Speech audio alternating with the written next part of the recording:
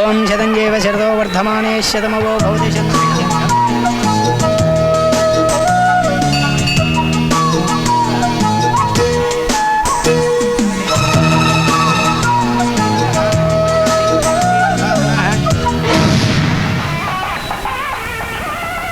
ప్రేమను కాదంటే దేవుణ్ణి కాదన్నట్టే శాస్త్రాలు చెప్తున్నాయి, కాదనకండి.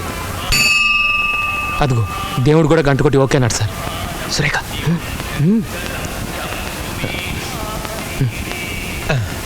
శీఘ్రమేవ కళ్యాణ ప్రాప్తిరస్తు.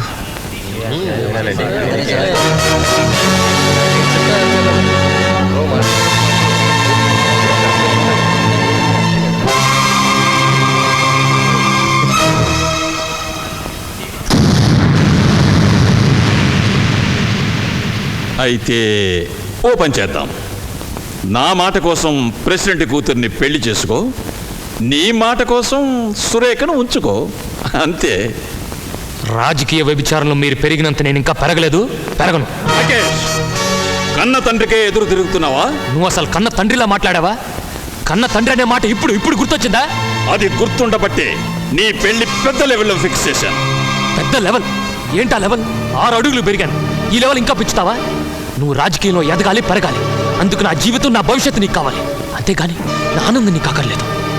కన్న బిడ్డ మీద మనసు, మమత, అనురాగం, ఆప్యాయత ఉన్నవాడే కన్న తండ్రి అవుతాడు. అవి నీలో ఏనాడో చచ్చిపోయాయి. నువ్వు బ్రతికేది అధికారం కోసం, చచ్చేది అధికారం కోసం, చచ్చాక దైవై తిరిగేది అధికారం కోసమే.